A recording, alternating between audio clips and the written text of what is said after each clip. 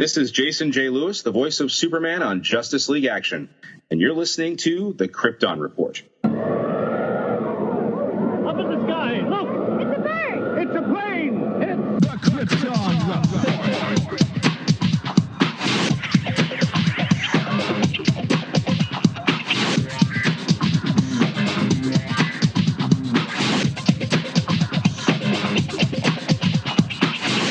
Welcome to the Krypton Report Podcast, presented by the Southgate Media Group. The All Things Kryptonian podcast, including Superman and Supergirl. We discuss games, movies, cartoons, TV shows, and comics. Krypton Report Pod can be found on Facebook, Twitter, Skype, YouTube, and Instagram. And if you want to drop us a line, send it to kryptonreportpod@gmail.com. We are on Patreon under Southgate Media Group. And our official merch page is tpublic.com. Search Krypton Report. Now on with the show. All right, we are back, James. How you been, man? Oh, pretty good, pretty good. Can't complain too much. Oh, Solomon. Hey, Solomon. You want to say something? Hi, James. Hey, Solo. How you doing, buddy? Good. All right. Solomon is currently watching the death of Superman behind me at the TV in the adjacent room because he's my son and he's awesome, and for some reason he likes Doomsday a lot. Yeah, I'm going to be putting that in here real soon. Next few days, watch the death and reign of Superman. Yeah, and I'm in the mood to watch Reign again. So, Death is just like we talked about once before. Death, I think, is my favorite Superman movie. Like some people like blasphemy, but there's a lot of emotion, a lot of power in that animated film, and not a lot of controversy. Right. So yeah, we've kind of been off for a little while. Partially due to life, work. You and I had worked on trying to do these episodes, so we do 2 at a time. And I was traveling for a while, and then, so here we are. And, life's damn responsibilities. Yeah, those responsibilities. Like, why don't they make way so I can do my free podcast here? Yep. And I can talk with adulting. It's the worst. It's the worst. It's like the biggest lie ever. I want to grow up. No, you don't. And the immortal words of a great character whose death was not praised enough is a trap. Yep, it is. So, but here we go. We're going to start Supergirl Season 4, Episode 18, Crime and Punishment. All right, let me just make a note here. I'm just watching my counter. Crime and Punishment. All right, so you and I had talked a little bit before. I feel like the whole Supergirl and the President thing would have been kind of a cool story arc if they had waited till after Crisis and done kind of a Supergirl Batwoman Public Enemies. Yeah. And I feel like that's touched on in this season. But it could have been a really cool, like, multi-episode arc of just, like, different heroes and different superpowered people, like, hunting down Supergirl and Batwoman. Right. Yeah, heroes and villains.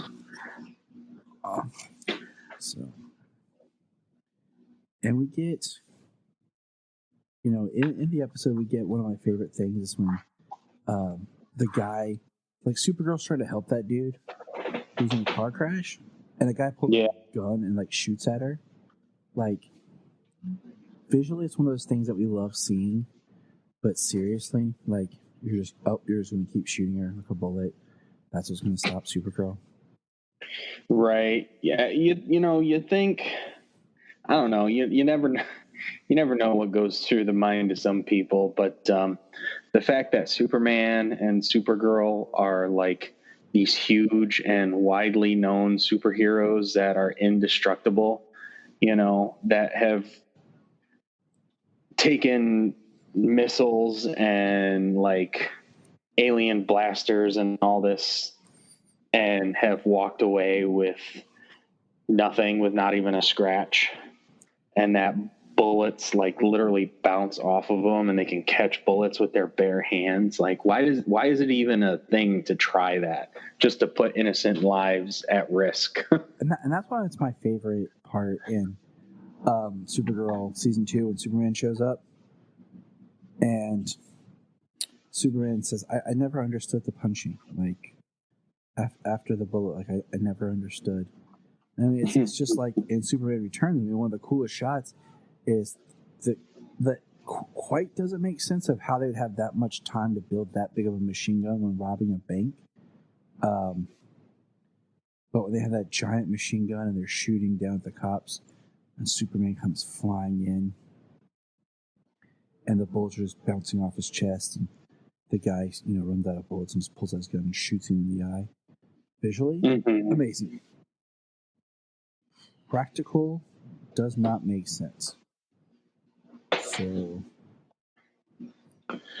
yeah, I mean, I suppose if you wanted to think that maybe Superman would be vulnerable to a bullet like straight in the eye, I mean, it is a weak point, but that's for people, it's for humans.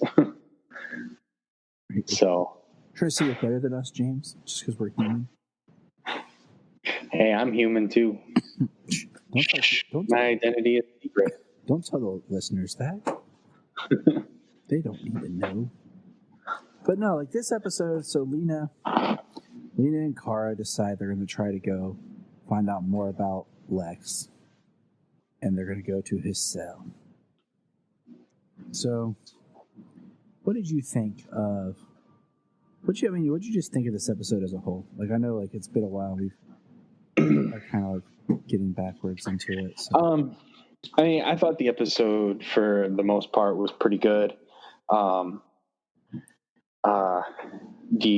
Lena and Kara stuff, the Lena and Supergirl stuff at the prison, the public turning against Supergirl, like even the inmates at the prison, they were against Supergirl. I mean, not like she'd be buddy with the inmates at the prison. She'd probably put a number of them away in there, but the fact that they were calling her a traitor and,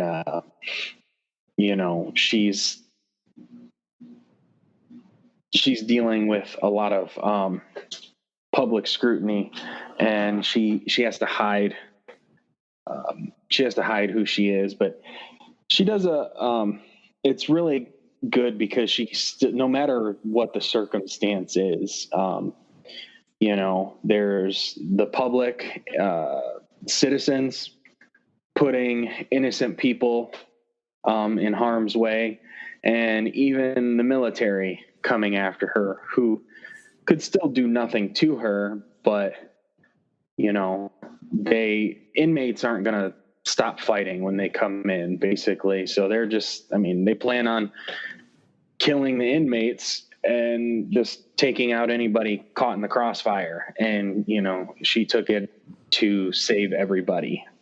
Yeah. She took it upon herself to save everybody. One thing I really liked this episode, so with Lena and Kara, okay, being inside the prison, okay, is interesting because people don't want to talk to Supergirl, but they would talk to Kara. And we found out the person whose cell was across from Lex actually was willing to talk to Kara because he liked an article she had written. And I find that quite fascinating, honestly. Just like how the duality of Kara and her two lives are starting to kind of catch up, to where she can be as effective as Kara as she can as Supergirl. Yeah, which was really cool how the how the episode ended with her leaning on the strength of both of her identities, going back she can't do as much at this point as Supergirl. So she uses the strength of being Kara Danvers, the journalist, to help further the heroic agenda. Mm-hmm. And who do we get to see is still alive in this episode? Who comes back for this episode? You talking about Otis? Oh yeah, I'm talking about Otis, the new Metallo. Yeah, pretty cool fight scene. The one thing I don't quite get is the kryptonite shield. All it does is cover the S. Yeah. I mean, I suppose if all it is, if it's, because I'm not sure. I know we've seen something like it this earlier in the season, but I thought it was mostly because of the suit. I thought it was I'm trying to remember. It's been a while since I've watched any of the earlier episodes of the season, but I thought the thing was the suit, not just the little shield. Yeah, I thought the little maybe it's some the power, like where it focused. Right. That goes back to season 2 when Superman showed up and they had like the multiple versions of like a Metallo figure. And even then it was one of those where I'm just like, I just don't get behind it. It doesn't quite make sense for me. Yeah. I mean, the only thing I can even headcanon fathom some kind of proprietary like radiation absorption device where it absorbs the radiation from the kryptonite, as opposed to it affecting her. Mm-hmm. But then, the constant blasts and bombardment, it was breaking the device. So I don't know. It's the only way to make it make sense, I suppose. But it was a pretty cool fight scene between them fighting throughout the prison. Using, I liked when they went to the weight room and were hitting each other with weights. It was epic. It made me think of it. Yeah. One thing I did like though is how all of the prisoners, no matter how many of them there are, that they would be ballsy enough to think that they could overpower her when like she could catch a plane. You know what I mean? Yeah. And I was just like, it's not like there's kryptonite. I'm just like, who do these guys think they are? Like, yeah, like this, that's like the strength of 1,000 men, like maybe even more, 5,000. You know what I mean? There's not even that many people in the prison, but they go after her. And one of the creative things I liked was when she ripped off one of the cell doors and used her heat vision to lock them in that section of the hallway. Oh, you know me. I love me some heat vision. So yes, that was awesome. But I don't know. It just was one of those things I'm just like, nobody here is thinking at all. And then, so over at the DEO side of things, Alex gets one of the lines that I hate more than anything in any kind of military type setting is when they say, we have our orders, or orders are orders. And I just cannot blindly follow somebody if I think what they say is wrong. Yeah. This is the episode where this is the episode where they use the signal watch, where Lockwood is trying to use the signal watch to draw Supergirl into a trap at the DEO. Yep, Secretary Lockwood. Yep. Is Gavin orders about how to summon Supergirl. And Like, he is getting worse and worse. it's like he's almost wanting to turn into Doomsday. Oh, that would be bad. It would be awesome. It would be. I hope somebody like edits some footage on here, because that would be awesome. Lockwood freaking out and then transforming into Doomsday. Yeah. Yeah, that would be cool. Everybody's like, what are you guys talking about? Smallville. Right. Go way back. I could just see Sam like, yes. And they're like, hey Sam, we're gonna put you back on a superhero show. Oh, okay, cool. Right. Well, man, he's a character actor, and these superhero, sci-fi, horror shows, they're in his wheelhouse, man. He thrives on them. They do him well. I mean, he does them well. He was Star Killer, but I mean, all in all, this episode was good. There wasn't a whole lot that jumped out to me. I liked the Kara and Alex moving together. I really like seeing them like just working together. Like we don't ever get to see, it seems like, anymore of not Alex. Dang it, Lena. Like just Kara and Lena. Yeah. Yeah, it's nice. It's nice so far now, up to at this point now, that they are, they're working together. They're understanding each other. Lena is telling Supergirl about a lot of her and Lex's secrets from when they were kids. And that's how she is able to find evidence of what he's been doing and where he's been going, and or at least trying to track him, to try and figure that stuff out.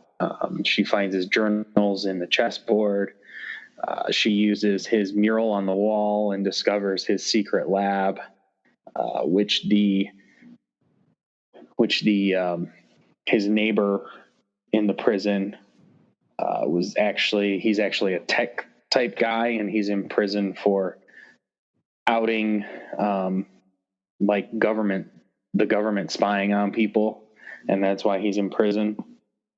So he copies Lex's. So we got Colonel Haley at the DEO this episode, and she's a character I find interesting, because like there are times I'm like, I really like this character, and there are times like I really hate this character.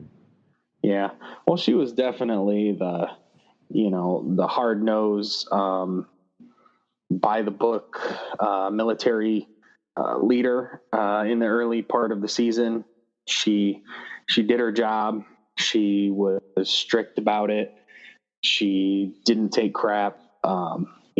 We didn't like her before. Like, she tried to use Supergirl's identity to control her. Mm-hmm. And so she was a bad person.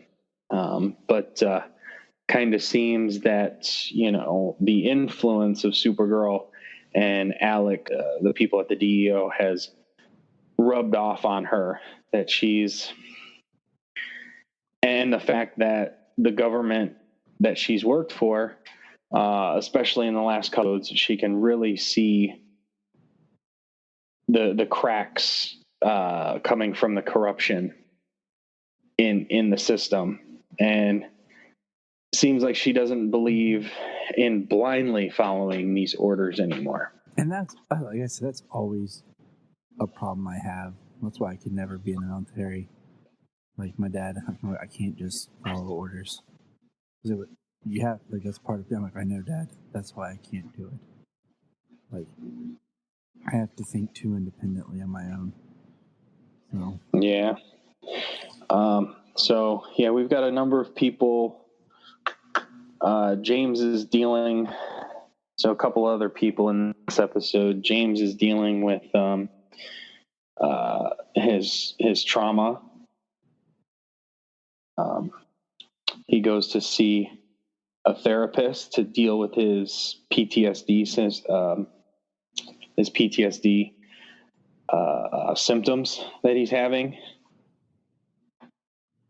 Is this the episode? I'm trying to see here real quick in my notes. Is this the episode where his powers manifested? They start to. I know that. Okay. Okay, I gotta look and see if it's in my next one. If he's okay, so yeah, in this episode, he's dealing. Yeah, in this episode, he's dealing with the symptoms of what he believes to be PTSD symptoms,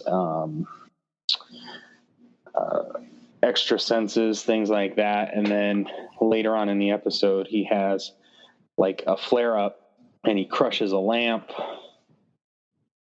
And yeah, he's manifesting superpowers. He crushes a lamp. He has like super strength. He can see things from very far away. Interesting. These powers remind me of a certain something. Yeah. Well, as we move on to the next episode, you'll get even bigger clues as to what they might be. And then so that's what's going on with James. You know, he talks with his sister about it a little bit. And then the only other two people here is Brainy and Dreamer. What do you think about Brainy? Like this season, let's just, we're not completely done with this season, but just for the most part, I mean, as a whole, like he has some as a whole, he has some moments. He's hit or miss, sometimes he's just there for exposition purposes and to fill a logical tech type person, develop.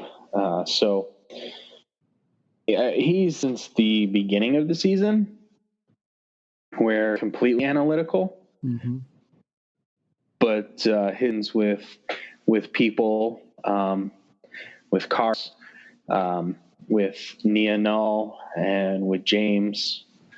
They've all helped to shape him into a little bit more emotional, not so logical and analytical. So, he's had a little bit of a journey.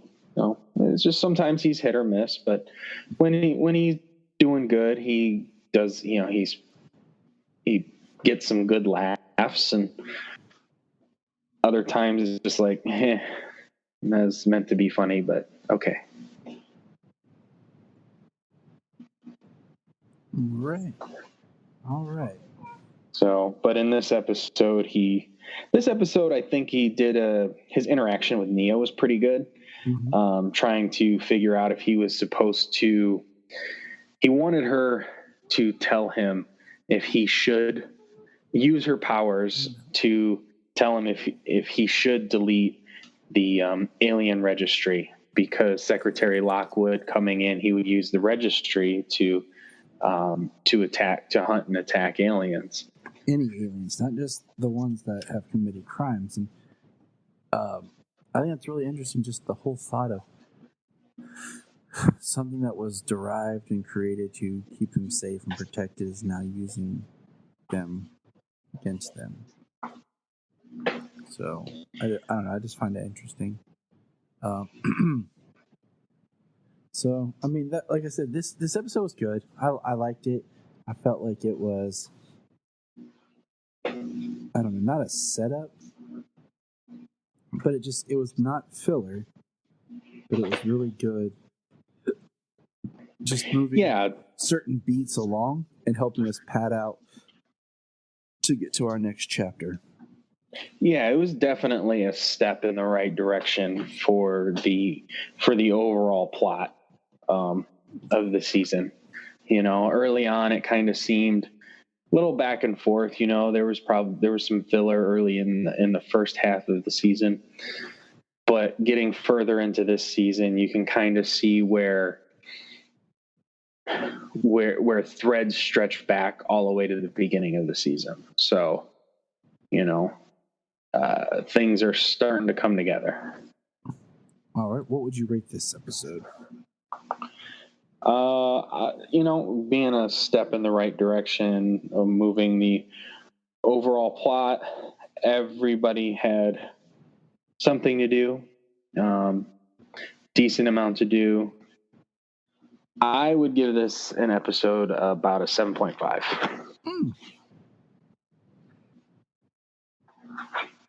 All right. I'll give it a 7. I think it's more of a character-driven episode. It just has more beats of just just being Supergirl and flying in and punching and saving the day.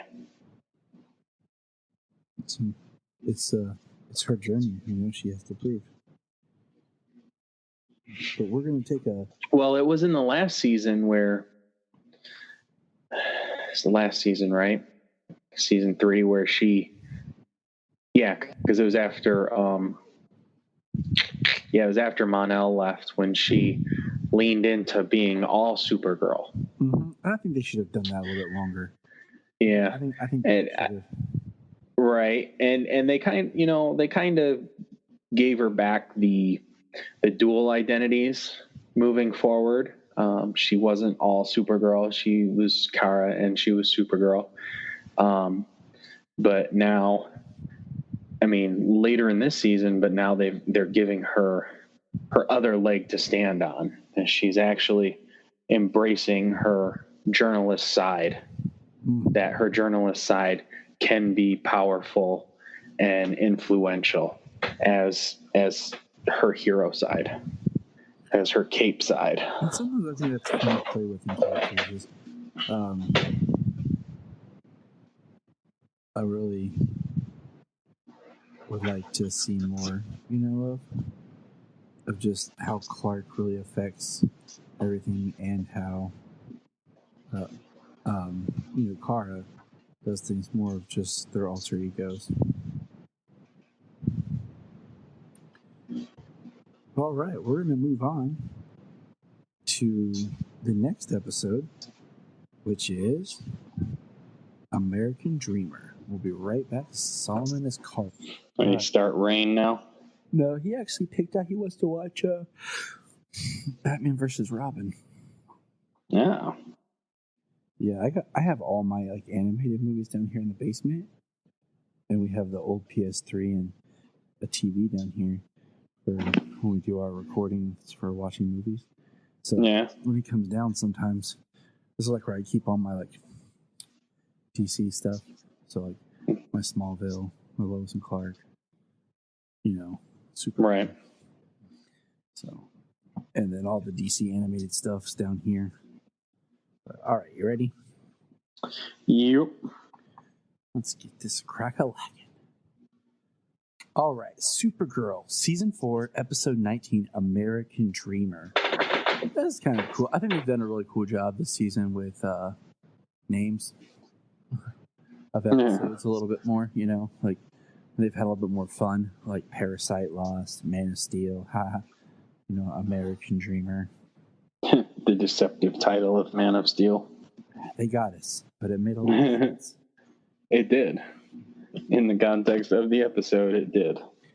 You're like, you got me, Supergirl. You got me. Well played. Well played.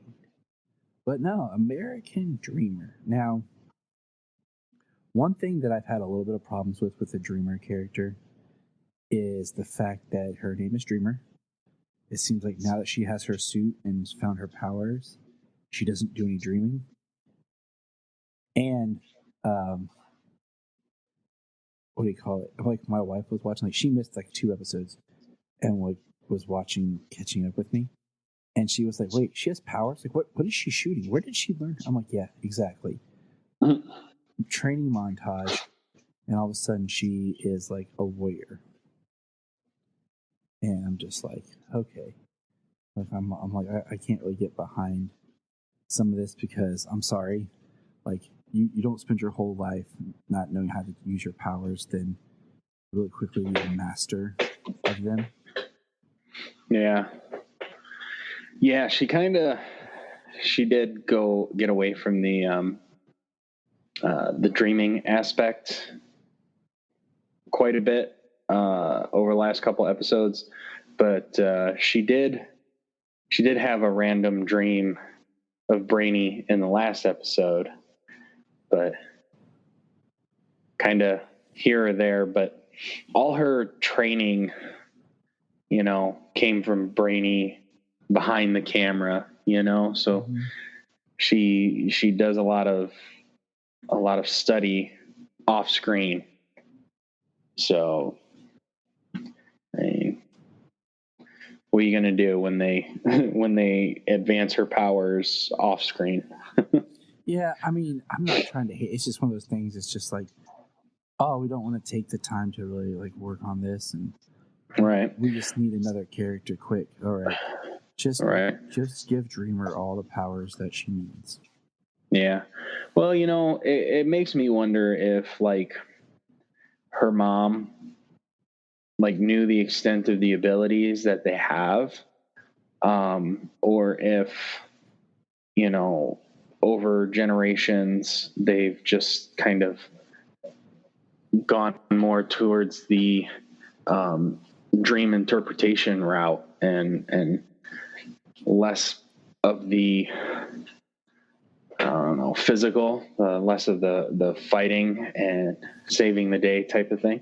All right, I'll give it to you, man. Look at James here, everybody. Mr. Like, I got this rational stuff because and that's usually how I figure it out. It's like I got to figure out something because I can't take it when I'm like, I don't know what you're trying to do here.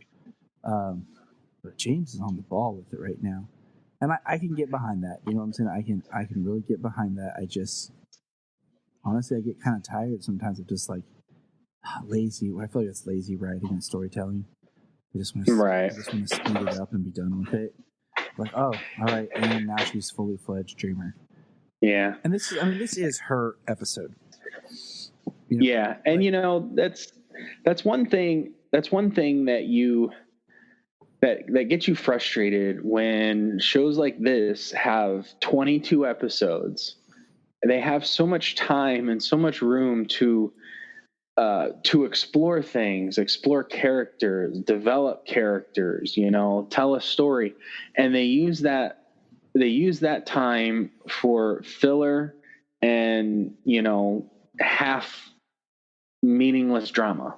Yeah, and half meaningless drama, half a like not all of it's not all of it's meaningless, but it's CW. We all know that the CW is half meaningless drama. Yeah. I mean, and let's not forget abandoning plot threads. I mean, I'm still kind of in shock that we're done with Manchester Black and the Elite.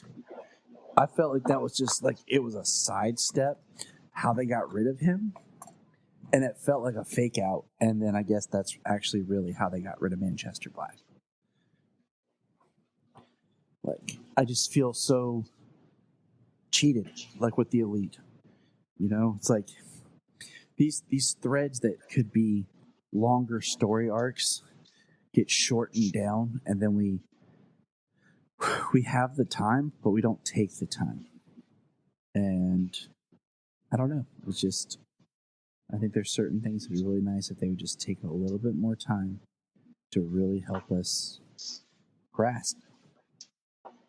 So, right. But anyways, back. Well, speaking of Manchester, I just hope that he's not like, unfortunately, I hope that maybe next season, like there's a possibility for a return or something, but yeah, that's what I'm saying. Like right now, I'm very, very cheated. He was, cheated. Yeah. Now, Manchester is a pretty awesome character, and he was. I mean, granted, he was badass in the season. He was awesome. What they did with him, but they stunted him. Like he could have been that plus. And the fact that, like we talked about, the whole introduction of the Harrenel and like the idea, like, oh, okay, they're going to give people powers. So this is how Manchester gets his psychic, and we get like the Manchester that we all know and fear or love, And no, that kind of went by the wayside as well. So we just got angry bloke at the world. But now on to more fun things in this episode. My favorite thing in this episode was when they had the hunt for Supergirl on the news, and the photo that they showed of Supergirl was the costume release promotional photo that the CW released years ago. Was it really? Where it's her standing there, and for the longest time, the CW first look photos of like the character, their costumes are horrible. Just go back and Google Supergirl like costume reveal first photo, and it's like her, and it looks really weird. It's dark. She's in like a black background. The first photo of Grant Gustin in the Flash costume was horrible. Yeah, it was. And then, we've had certain ones that have been okay, hit and miss. Like the Rain one was not that great. Honestly, the first one that was any good was Batwoman. Yeah. It definitely looked better in action on the show than it did in promo still. Well, like the first, I'm looking at the image right now because I have a poster of it on my wall of Tyler Hoechlin when they first, it kind of looked like he just kind of walked in on the set to do a costume test, and they took a photo and was like, oh, that'll be cool. We'll show that to everybody. Yeah. Kind of like, how that scene in BVS where the Flash is in the grocery store, the convenience store, and he stops the robber, and it doesn't even really look like Ezra Miller. Like, he looks really goofy. Yeah. It kind of felt like that. And then the next time we see, Ezra Miller Flash is in Suicide Squad and he's in the costume, but then we see him in Justice League and it really does look like a different person. Well, he's got his little peach fuzz shaved off of his face and his hair chopped down. Yeah, it's like he looks like the character, and he got more in shape for it, and it's just an example of how I feel about some of these photos. Is like they look like a test screening or something that they just decide to release for us for our enjoyment. So. Yeah, well, I mean, as we know from BVS, like it was shoehorned in there, like most people should know at this point, it was basically mandated that the second movie moving forward was going to be this huge world building movie that, tried to catch up to Marvel after they'd done 16 films and they were trying to catch them in 4. I don't even want to say catch Marvel, because when Zack Snyder's come out and he talked about his arc that he had in his 5-movie arc Superman thing. I don't want to say he was playing catch up as well as he was doing world building, but at the same time I feel like they kind of sabotaged themselves when he had the joke conversation about what should we do for the sequel, and he said, oh, we should just do Batman. And he said, like, he had the idea of Kryptonite showing up at Batman's house, and he said, like, once you say it out loud and you start thinking about it, you want to make it real. Because, I mean, the thing people don't realize is how far in the planning of BVS they were in when Man of Steel came out. Because when you go back and look at the fact that Man of Steel was basically done in December of 12. It was supposed to be out in December of 12. but they pushed it back to 13, the summer of 13. Mm-hmm. And so they were done with it. So they were already prepping the sequel, and that's why in post, like, they added the Wayne logo on the satellite and everything. Is, you know, they were already planning and starting prep and production and working on actually crafting the Batmobile. There's a great featurette about the creation of the Batmobile. It shows the timeline. Right. Now we would, you know, as we're not Zack Snyder and we're not, you know, WB execs, we won't know like what the exact story of everything that had went down or the progression or the studio meddling hands, things like that. But if Snyder had, say, his 5-movie arc, and things went according to his so-called plan that he said was going to happen, at least with like the first 4 movies or so before he even got to the finale, like it was made for comic book fans and a lot of people who were familiar with the characters and wouldn't need, say, your individual solo films to build them up and bring them together. They would exist in the world, and they would just meet each other, and it would just grow. You know what I mean? Kind of naturally, as opposed to plant one seed after another, and then they all come together. They all sprout up at the same time. So, but and it seems like there was like a definitive end point as well. But when like, say, the MCU has been running and growing and getting larger, obviously Warner Brothers, the company that wants to continue producing movies on an indefinite basis, gets their hands involved. They're going to want to make the world grow, and obviously everybody, they want the general public, not just comic book fans, to be interested. So they're going to change things and make it to what they think the general public wants to see. Yep. And that's where we get, you know, things that were probably forced into BVS and the changes to Suicide Squad. Oh yeah. And then obviously, you know, the Frankenstein that is Justice League. But we'll talk about this forever. But let's get back to Dreamer, because that's really who this show's all about. Yeah, we kind of went way off topic there. American Dreamer podcast brought to you by the American Dreamer. We do get a cool flashback of Jimmy about his father's funeral, and I find that was like the biggest heart of the episode, about what happened, about how he was attacked and bullied and ended up missing his father's funeral, and his sister didn't realize it and thought he had just abandoned her. I thought that was pretty heavy stuff, but really cool at the same time. Mm-hmm. We do get an image of Jimmy at the Daily Planet,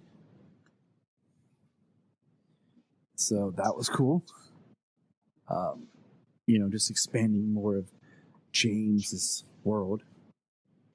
Yeah, during his events in the Mind Palace, he exhibits other powers like heat vision, and he ends up flying at one point. All those powers sound like a certain somebody. It's kind of sad, because this would be like a perfect time for his best friend to show back up and, you know, be like, dude, bro. He'd be like, bro. Powers derived from a certain Kryptonian substance. Man, it's like he's getting powers of, I don't know, a Kryptonian. Yeah. It's interesting though the way they do it, because the supposed trigger to his PTSD symptoms that the Harnell was basically exacerbating, they believed it to be Lex and all of his traumatic events that he's had encountering Lex over the years, ending with Lex being responsible for him being shot in the back. Yeah, because at first he wasn't as freaked out about it, and then when he found out it was part of Lex, that's when he really kicked into having his anxieties. Well, the interesting thing about that is his sister was the one who kind of fed him the idea that his PTSD symptoms were from Lex, that Lex was the trigger for this stuff. But then, come to find out in this episode, it's the regret he's had his entire life, the pain from the memory that he blocked out, and the problems it caused with his family, with his sister, because, she grew up thinking that he abandoned her at this point, and, he literally repressed the memory and created a new one. And it was a beautiful episode, but harsh and hard for Jimmy, So that's like processing. Yeah, Makad Brooks did a really good job in this episode. I really like him as James, and I want to use James more because he tries to use James as the evolution of the character, much like we've talked about, where this Lex is the farthest Lex Luthor we've seen in like the journey of the character. Right. In other media, I feel like the same with Jimmy. It's kind of like when everybody called me Jimmy, and then when my teacher in 6th grade asked me, I started going by James. He's like, it's James, mother. Right. He's like, call me James. No, it's more like that squeaky, early puberty voice. Call me James. You're like, call me James. Yeah, right. I name stuff, man. Crazy. My first name being Jonathan. People think, oh, okay, John. I'm like, no. Don't assume that's what I go by. Do not assume that you can just call me. Do not go by John. Okay. Right. I'm not the revelator here. Okay. And a lot of names have nicknames, and you want to find out what that person's preferred name is. Is it their full name? Is it a nickname? Do they go by John or Jonathan or even Johnny or James or Jim or Jimmy or Jimothy for those Office fans out there? I know the name Jimothy. I've been called that, and I'm like, no. And my name's James Robert, and people have called me Jim Bob, and I'm like, shut the before I knock your teeth down your throat. Oh, that might be the funniest. I don't. That is. Yeah, I mean, you're like, no. This is brought to you by the I Hate My Name and the Nickname podcast. Right. You'll end up dead by a pencil with either like the Joker or John Wick. Johnny Wick. Are you gonna go see Volume 3? Yes, I am. Yeah, me too. I'm really pumped and excited because my dad wants to go, and my dad used to take me to the movies all the time, and he never wants to go anymore. But he actually said he would like to go. So when he gets back from his little short trip here, I'm going to try to take my dad and go. So I'm pretty excited about that. Yeah, that's awesome. I'll probably end up going to see it by myself. And then because I have to get the kids in here real soon, probably not this weekend, but next weekend, I have to go take them to see Detective Pikachu. That's what Solomon and I are going to try to catch, I think, Wednesday. We're going to try to catch that on Wednesday. Because I told him I'd take him last week, but because of getting back in school and trying to finish up and work and everything, we had to buy parts and fix our washer and dryer. Right. kind of drain me of money and time. Yeah. Well, I'm on call this week. This weekend is an off pay week for me. So, I have taken the kids to the movies once, and I got called like literally right when the movie started. Just luckily it wasn't a call that I had to go in for. So I was like, oh, thank God. 'Cause I was going to be like, I have to leave the wife and kids here, go to work and come back and waste the money from my ticket. We went to see Cars 3 at the time. But yeah, I can't do that with just me and the kids. I can't leave the kids there at the theater by themselves. So I have to take them when I'm not on call. Go to the bathroom, stay here. Yeah. Like if I'm going to the bathroom, that's one thing. They're 9 and 10 years old. Sit here, don't move, go to the bathroom. I'll be right back. But man, James and I have not talked in a while, so we're just kind of like catching up too. But this episode was good. I think the main thing I got from this episode, honestly, was I really was not interested in the Dreamer stuff as much because I felt like the character's more being forced. And I think in some ways I'm looking at shows and stories and stuff and just I'm kind of expecting more out of development. And I feel like with Dreamer it was like shorthand storytelling and just forcing like, oh, I'm a superhero now and I know my power. Well, now I'm on TV and I'm trying to make a amends. Like, this is who I am. And I mean, that's great. Self-empowerment's great. Don't get me wrong.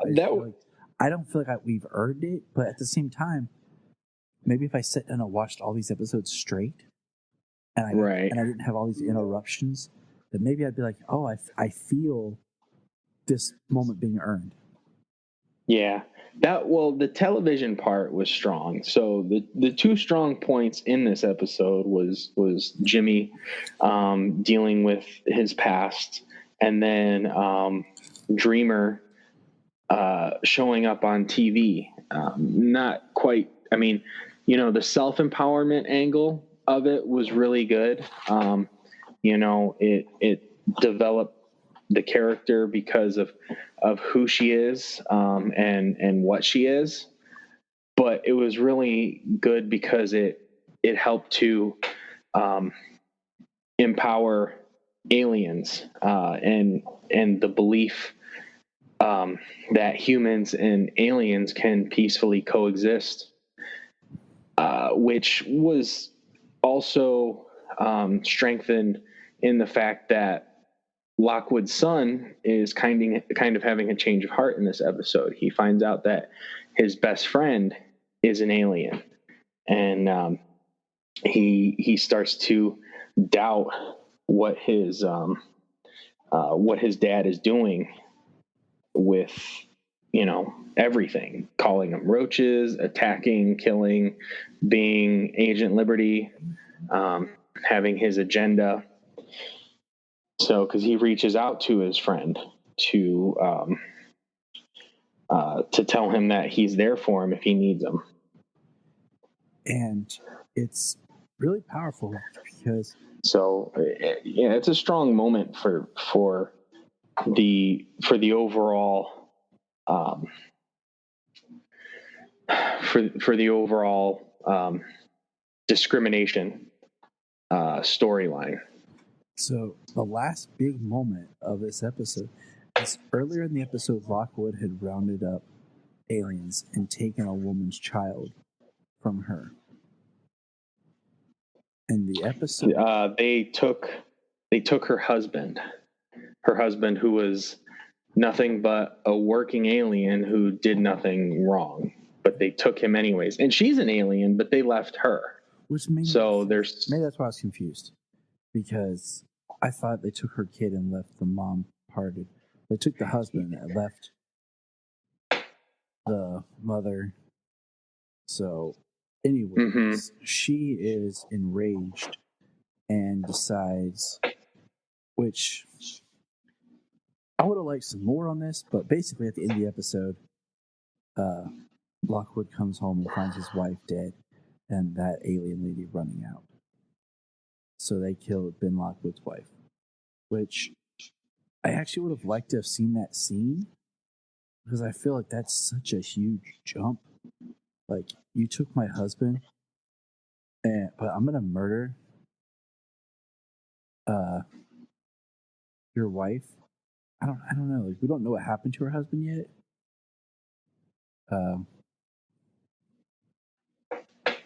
But man, like, yeah, because the first time I watched it, I was like, okay, an alien killed his wife. And then the second time around when I watched it, I was like, that's the wife of the alien at the beginning. Like, she's and I noticed it the first time that she was an alien, but they were only taking her husband. So that kind of lends the idea that there's something else going on, not just specifically alien discrimination and alien deportation, imprisonment. You know, it's kind of the first signs that there's probably something else going on when they're taking specific ones and leaving others. That's deep. That is. So I kind of thought that when I saw her the first time, like, why are you taking the husband and leaving her? Wouldn't they arrest the whole family if that was the case, if what they're doing at this point? Yeah. I'm saying that's very interesting, James. Yeah, that's something we'll learn about here as we progress. So, quite possibly. All right. Last final thought on this episode.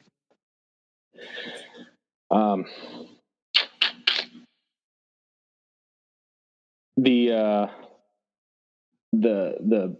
big fight scene at the end of the episode. It was pretty quick.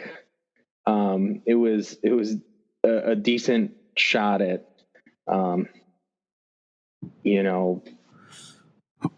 fighting the bad guys, trying to, have everybody's identity kept secret, Kara doing her thing, like saving the day, acting like the damsel, going back and forth. But man, Jimmy took it serious. He broke Lockwood's arm. Yeah, he did. Well, Jimmy's dealing with some stuff. Yeah, he was pretty he was loud. Get out. And I don't know. One day with these powers, I don't think you know your own strength. So it's not like he'd snap his arm and be like, "Oh my God, I'm so sorry. I didn't mean to break your arm. I don't know what I was doing, what I was thinking." Yeah, that would hurt. So. Not with the stuff he's doing. I would say that there's no remorse there, even if it was by accident. So what would you rate this episode? I give it I would probably give it about a 7.5 as well. Some steps forward with the overall plot. Oh, you know what? We didn't. One thing we didn't discuss real quick was the fact that Lena and Kara discovered some records through, what was it? Ameritech? Yeah, Ameritech company, and used records, followed a bunch of clues to track Lex, and found out that he's in Kasnia, and they're going to Kasnia. Okay, I had that in my notes, so I kind of overlooked it here. I'm trying to watch and keep up with everything. Sometimes things meld in your brain. Right. Well, I got my list of notes here too, and we went off topic a few times this with American Dreamer here. So well, I always feel like any of the shows, the last few episodes are really tight, and they really work cohesively. Yeah. So you can really see the story connect, because they don't have any more of like the one-offs, or like they're really wrapping up plots. So I feel right. There's I feel like Yeah, I feel like maybe some of my ratings for episodes earlier in the season were like higher for single episodes that were really good at the time, and now these episodes they're tight, they're cohesive, and they're wrapping things up and they're good. And if I were to go back and watch them again, like maybe some of those might be a little lower, and these, some of those might be the 7 and 7.5s, and these are the 8.5s. And I know the 9s were 9s. I'll give that to those. Man of Steel was a really strong episode, still one of the best of the season, as well as the 2 episodes with Lex, especially the second one, showing everything he's been doing over the last year. So excellent. Those are definitely still top grade episodes of the season. Awesome. I would give it about a 7. I like certain things, I like development, but yeah, not being the Dreamer being the strongest character for you, can easily see why it would knock it down a notch or two. Like I said, maybe like once this hits Netflix, here within like a week or so. I'll be able to about a week from now. I'll be able to sit down and kind of watch it straight and get a different perspective. Because then you'll be like, oh wow, stupid little stuff like you forget how much time. Like Solomon's been really getting into watching the old Power Rangers with me. Mm-hmm. And I was watching like the Green Ranger. I was like, oh man, I feel like. And then I was looking like Tommy was like the Green Ranger at the beginning of season 2 for like 5 episodes. And then he's gone for like 2, and then he's back as the White Ranger. And like in my memory, I was like, it felt like there was so much time. Really? Wow. You know what I'm saying? It doesn't seem like it's that fast in my memory.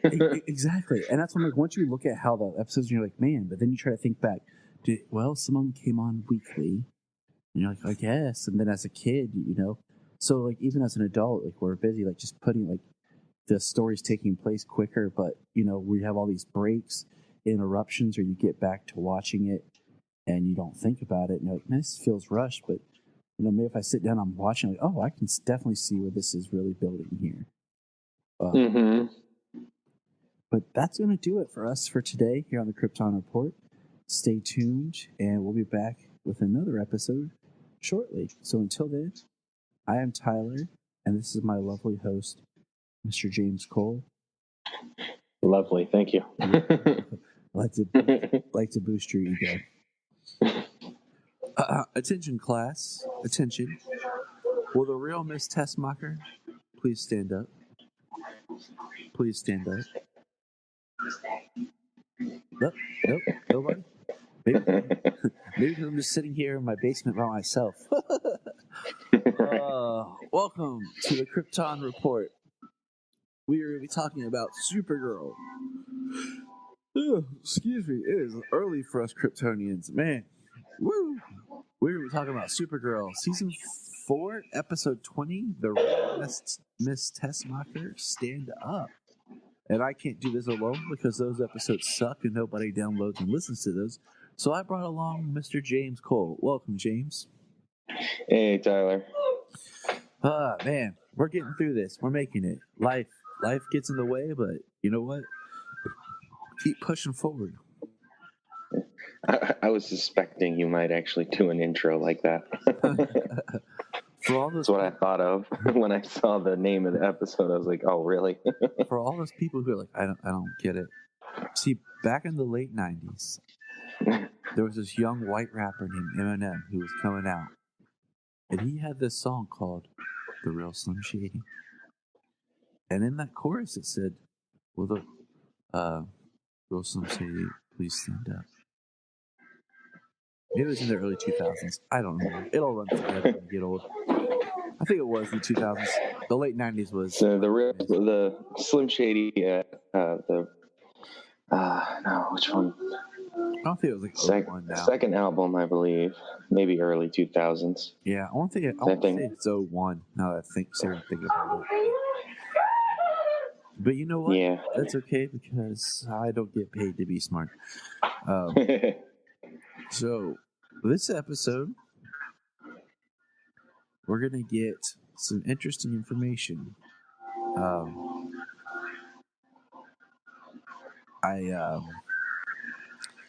This episode was neat, and it's interesting as we're still developing Eve Tessmacher. You know, technically a character that's not really shown any kind of attention outside Superman the movie. Mm-hmm. And so when she was first introduced in season 2, we didn't know what to think of her. Yeah, everybody just heard Miss Tessmacher, and yeah, it was just a throwback to her character from Superman. Oh, yeah, they haven't used Miss Tessmacher since, or she's a callback to the movie character, but then they used Tessmacher in Smallville. It's kind of a throwback to her as well. She was a villainous character. She worked for Lex, and then she turned and she worked for the good guys over her 3 seasons on the show, 8, 9, and 10. Mm-hmm.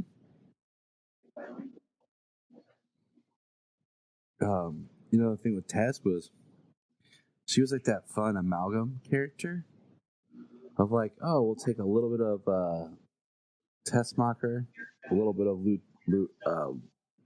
Lena, and a little bit of Mercy Graves kind of thing, and just make one character. Because you know what? Because Right. we can't do a real character. No, we just gotta.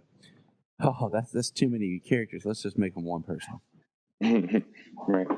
She's a compelling character through her time on the show, though.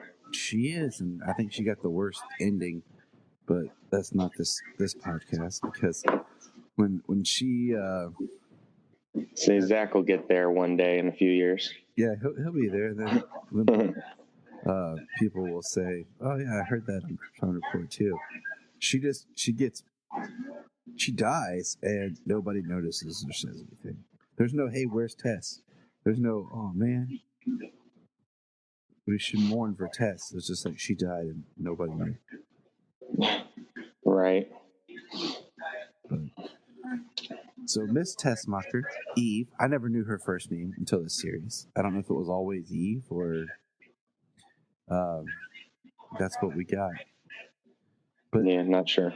This episode opens, we find out Casnia, Lex's base is in Casnia.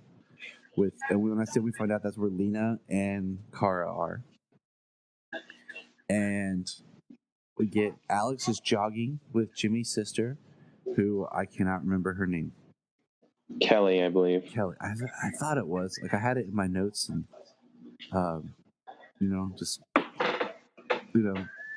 Lady Olsen wasn't working for me in my notes here. Alex gets a call that she's been chosen for adoption. And this is really awesome, character development, because in some ways, I think Alex took a back seat for a while of just being Kara's big sister support. In some ways, I feel like they stagnated on Alex because this was a big thread last season, and then I felt like it got dropped because, you and I had predicted that maybe Alex would end up having to adopt and inherit Ruby. Mm-hmm. With what was going on with Sam, which I think, in some ways, I think that would have been a really good thread. Instead of having her adopt from an adoption agency, but that's where we are. And she gets a call that she has an adoption and a placement ready. And, I'm not 100% how all of it works. I got some family that are doing foster care, and it's kind of similar where they can call you and they place a child.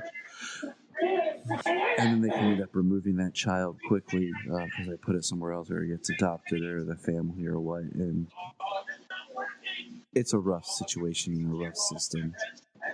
And it's almost like a no-win for anybody at times. But Alex is now faced with the challenge of what should she do. is she ready? And like that reality of, you know, you want to do something and you're kind of waiting, but then when it actually happens, you're like, oh, am I really prepared for this? Right. Yeah, she's having some back and forth on the whole, on if she should or not. It's nice that Kelly goes with her to be her support. Yep. Because no, we don't hear much that she's trying to adopt again that I can recall through the rest of the season. I know that she had said that she had put her life on hold for Kara, but I don't feel that there was any real forward motion on that. But then she gets the call and they're like, yeah, this baby's being born. Your baby is being born right now. I mean, and you know, while we're on Alex, you know, we'll kind of just we'll just kind of write out Alex's story here. Is we get more scenes with her and Kelly talking about if she's prepared and what that is, and you know, Alex tells her about Maggie and her fiance that she lost because she wanted kids and Maggie didn't, and what that means to her. And then she starts like, is my apartment this and my apartment that? And I totally understand the psychology behind it of, you know, starting to make excuses or, oh, I can't do this now because my apartment's not ready. Or I love you. I can't. I love you too, man. Sorry, I had it on mute and I'm talking to my kids real quick. No, you're fine. I've actually sent Phil messages before where I'm talking to him and Junia, and I'm like, I love you, babe. And I sent it to Phil, and it was supposed to be for Junia. And stuff, right. So I thought I had clicked it just after I said it. Apparently, I said it in mid-sentence. That makes the morning fun. See, you never know what's going to happen on this podcast. Right.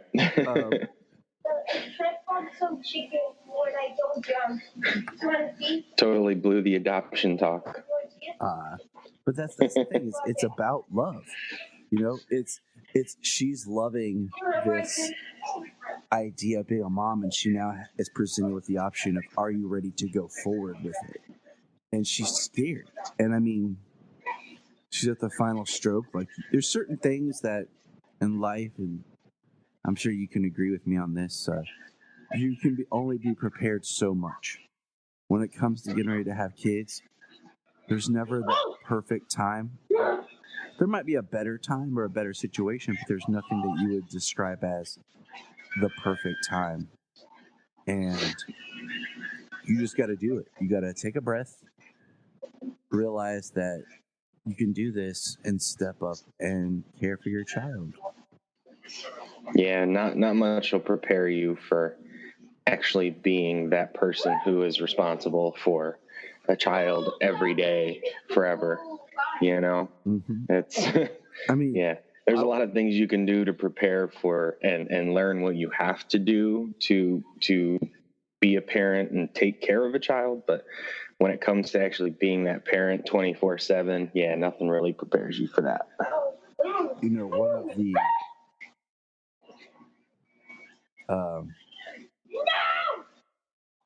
one of the best feelings I ever have is when, with Solomon and then later with Selah, is when I knew that I could take care of my kids by myself. When I got to that point where I didn't need somebody else at the house, or I could do it without relying on Junia. And first with just Solomon, and then it was a little bit more intense when it was with Selah, because, you know, having two of them, but you got it down and you're like, I can do this.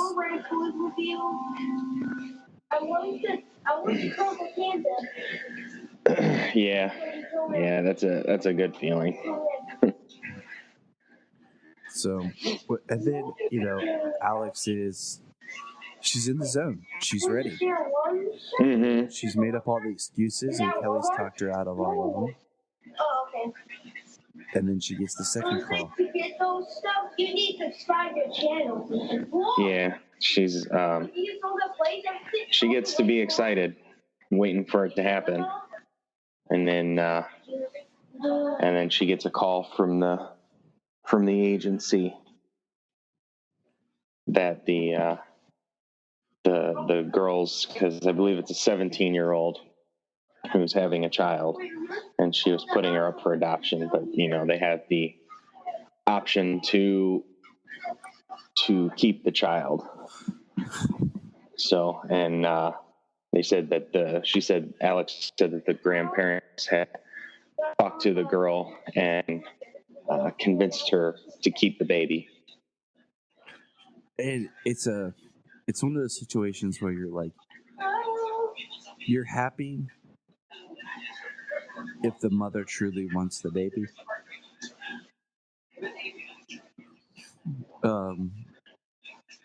And is good to really take care of the baby, but you're also sad because,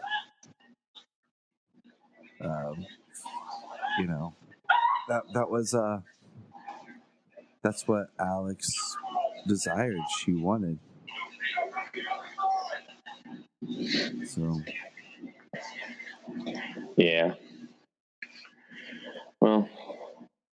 And it's heartbreaking. I mean, yeah, it was, for her character wise, it was nice to see that her character was having some growth this season, from having her memory wiped from being from knowing Kara was Supergirl, so she didn't work directly with Supergirl, and that put distance between her and Kara. It gave her character some room to develop over the season. And this is where she is. And then we find out, that Alex is devastated and hurt, but she's going to pick herself up and with her new bestie, Kelly. And that is a blooming relationship we see. And say, was it at the end of this episode where Kelly was talking to her, and then I believe it was Alex who kissed her? Yeah, we find out that Kelly was engaged in the military, and to her superior officer, and she and her, it was broken off, and she had to deal with that, and she never told James about it, in the situation. And I don't care that that's where they're going, but it just feels forced. And I just, with a lot of these classes I've taken on writing and things and just stuff I've had to study about pacing, I just feel some of the character development is replaced with just shorthand character moments. And that's what I feel like this Kelly and Alex thing is. Because it just kind of pops up like, oh, you're a sad lesbian and I'm a sad lesbian. Let's just be together. And, it's just, I don't know. Once again, it's kind of that thing like I told you before, that when the series hits Netflix, I'm going to sit down and rewatch it all, and maybe then I'll be like, oh, okay, I can see this better now. Because I can see how long Kelly's been there, or not, and we'll kind of get a better feel of the pacing of that thread when I can just kind of watch it straight. So.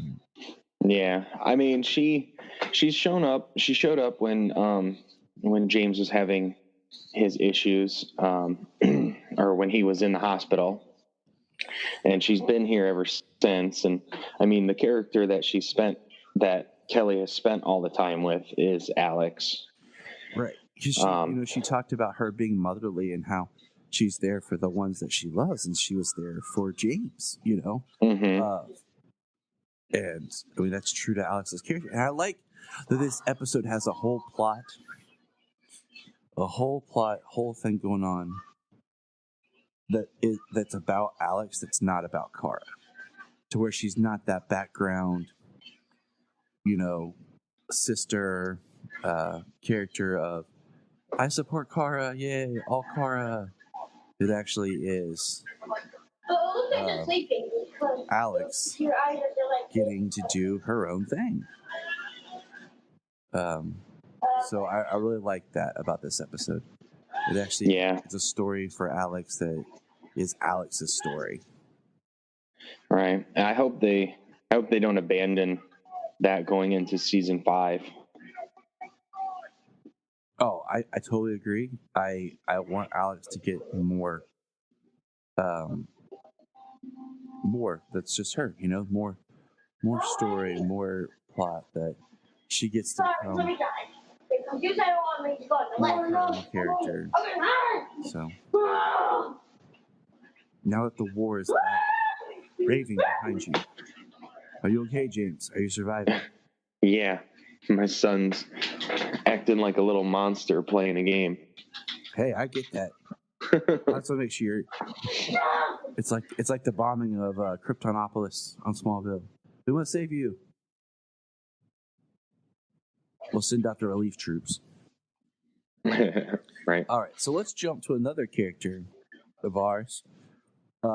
As of this recording, I encourage everybody out there listening to go online, look up one of my favorite podcasts that talk about it. The guy who hosts it, Joe, is awesome. He's been on our show. Comic Book Central.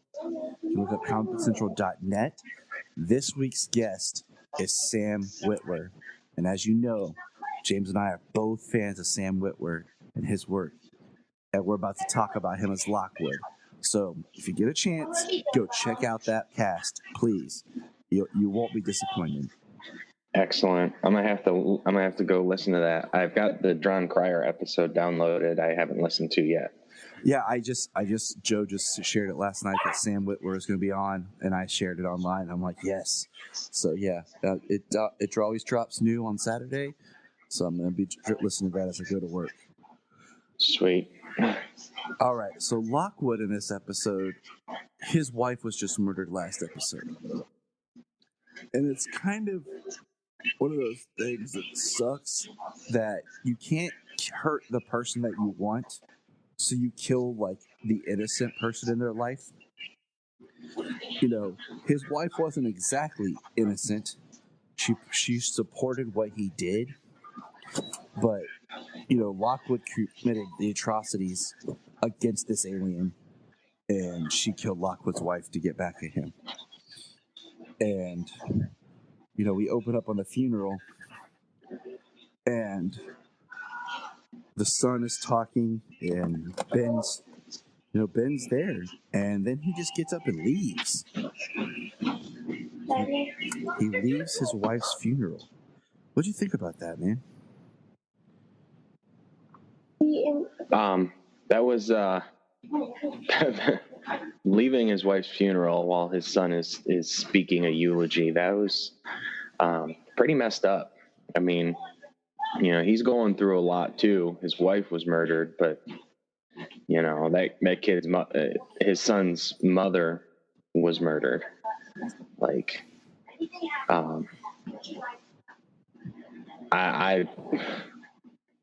it's pretty selfish on the character, on Lockwood's part. I mean, to abandon your child at his mother's funeral. Right. Like, that's what I was thinking. Like, even if you are not able to cope or do anything, just your child, like, yeah, you still need to be strong as a face for your child. You know what I mean? You still need to be strong at that point, but then as soon as you disappear behind closed doors and you can't cope, then that's when you can break down. But your child definitely needs you to be strong in that case. I kind of thought about, like, of course I thought, like, what would I do? Like, where would I be? And I thought about the scene, the Thanksgiving scene of the movie Four Brothers. If you're not familiar with Four Brothers, it's a great. I love that movie. It's one of my favorite films. It's actually become like my post-Thanksgiving film. It just by default, by the late John Singleton. What happens is the brothers come home because their mother was killed, and they start to dig into it, and every brother's sitting at the table eating, and they all look at their mom's chair, and they have like a memory of her, except the oldest brother. He cannot accept his mother's fate right now. He believes something's wrong, something doesn't sit right, and it's not till they solve the murder and make peace that he finally has his flashback memory with his mom. And I kind of think similar with Lockwood, where he's so enraged by his grief that he can't process until he gets his revenge. He's blinded by it. And I understand that, because I think in some ways if something had happened to Junia, I would be like that. But the thing is, my children come first. So. Yeah. Well, I mean, even considering talking about Four Brothers and stuff like that, Mark Wahlberg's character was the strong brother who, he waited until he was in his mother's room behind closed doors before he broke down and started crying. Yes. So he was still being strong for the family. Yes, he was. And that's just, I think, one of those things that you have to be as a parent. Yeah. Yeah, it was pretty messed up that he abandoned the funeral, but he left there and he went back to the DEO, trying to search for the aliens, search for more aliens, and search for the alien who killed his wife, and to discover everything he can about Lena's work, or more that he can about Lena's work with the DEO. And this is where he goes from being, Secretary Lockwood to back to being Agent Liberty. And he, he goes, he wants the experimental hair now. And we see he ends up injecting himself with it. Yeah. Well, as he gets the experimental hair now, the Brainy is trying to dissuade him from using it, saying that it will, in all likelihood, kill him. And he's like, look, man, I've been down this road. You get black eyes, things grow out of you, you transform. I got this. Yeah. Sam Witwer knows what he's dealing with. Maybe not Ben Lockwood, but... All I know is if somebody does not edit scenes from Supergirl with Smallville when he turns into Doomsday, I'll be sad. And so he goes, and like we said, we're just kind of following character threads here. He ejects himself and he gets superpowers and he starts to fight. And he's trying to take on Jimmy and Kara. And then John shows up. And he's pretty strong. I made a joke and called him Superwood, and Junia just looks at me like, seriously, Tyler? I'm like, fine. His name's Ben Lockwood. I mean, it made sense, but whatever. Just call him Super Ben, I guess. Yeah. Yeah, he's combating Dreamer and Jimmy, and John shows up. He ain't got nothing on John, though. No. Jean, the most powerful character that gets sidelined way too often. But it's sad. Yeah, I think after 5 years of Jean being back to using his abilities, sure, the first year or two, when his abilities had basically been dormant for a decade. He got out of practice or whatever. But I think after 5 years of him using his abilities the way he has, he should be pretty adept with them again and pretty powerful. I agree. He erased memories this season without causing damage, and he's getting better, especially with his telepathic powers. But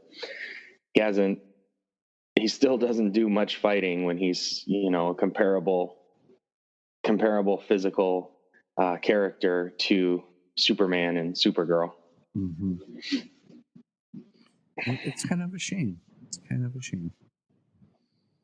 Because he is a very powerful, strong character. We see Lockwood gets thrown into the tankers.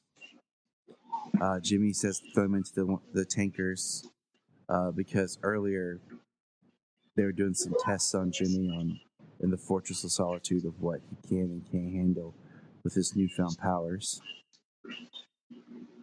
So Ben pretty much wraps up by showing up at the funeral home and arguing with George and trying to make amends for leaving during the funeral. And it's a good scene. I find it awkward that Ben here is somebody that hates aliens, but yet stole their powers to give himself superpowers. Yeah.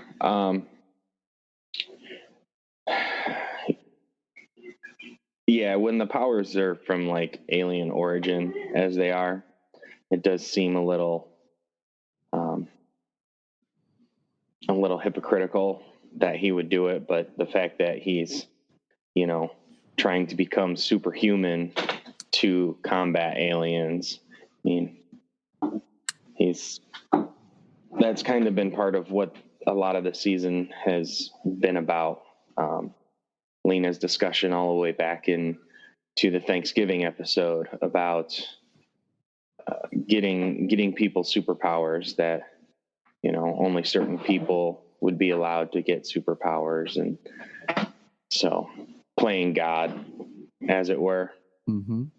And who would be able to decide such a thing. And so it's with Lockwood being the villain character, it's definitely he definitely does not have the ethics and morals to consider the implications of what he's doing. Exactly. So that wraps up Superwood. Now we're going to jump back to our main focus of the episode, which is Kara and Lena as they go to Lex's base. And as they're exploring Lex's base, they find some interesting things.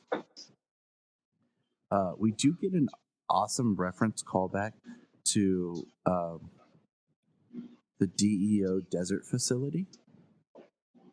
I don't know if you caught that. It's just a quick line of dialogue. Yeah, where they're talking about how they got the aliens from the DEO desert facility. Yep. Which is just a nice reference and continuity of season 1. Well, it's good they don't act like season 1 never happened, seeing as it happened on a different station. Right, which, we talked about. There's certain, like Maxwell Lord and Lucy being two things that just kind of fell to the wayside and never mentioned again. Well, even General Lane, he hasn't been back either. Yeah. Right? So, sad. But just a nice callback. But while they're there searching, they find Eve.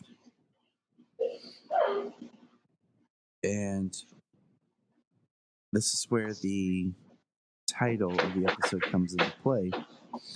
That they find Eve. So they run into Eve, but something's off with Eve. You know, James, what did you think? Were you like... Yeah, I thought she was like a robot or a cyborg or something. I don't know what was going on, because she kept like repeating herself, like she got like her audio got stuck on a loop or something. Right. See, that's right where my head was. I was just kind of like, what is this? Like, what's going on?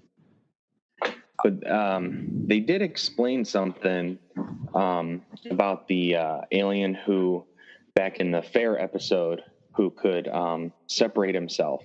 That the longer he was separated, like the dumber, the less stable, I suppose, the other versions of him would become. So, which is interesting, because it brings up that they were like, Lex and Miss Tessmacher were like extracting alien powers, and apparently have found a way to give people alien powers, because he gave Eve Tessmacher the power to multiply herself. Right. And I like the fact that this whole season has kind of been Lex in the background.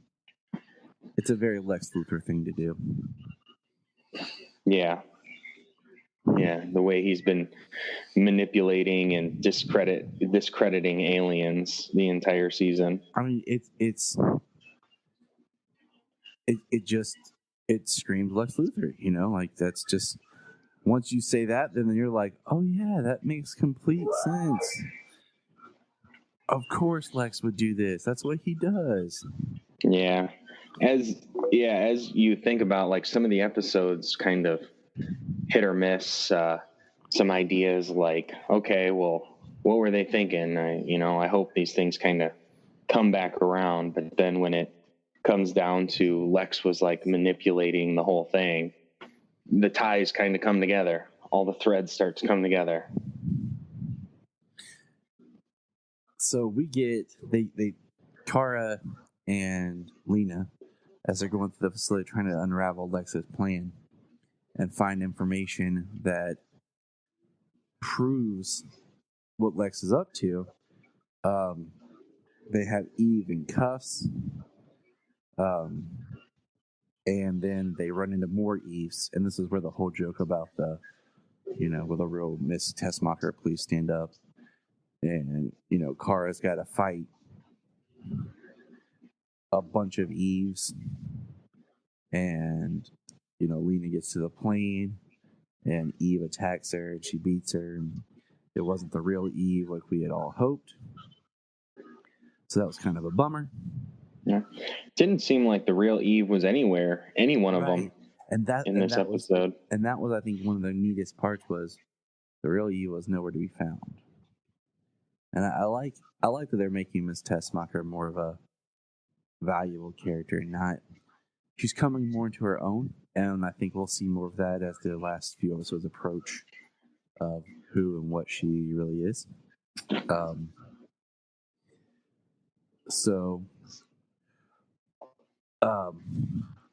And then taking the car and Lena's story is Lena gets a really cool speech when they're getting on the plane, where she says, I let her in, she lied to me this whole time. And while Lena's saying this, Kara's in the background wanting to tell Lena that she's Supergirl. And it's just a really strong character moment. And then Kara decides not to. This was her chance this was her chance to take the power and to say, Lena, I'm Supergirl. But she doesn't. Yeah. Okay. And that's going to be, I think, that's going to play back. And, my guess is that Lena's going to find out. Kara's going to have to tell her this season. Like, I think Lena will,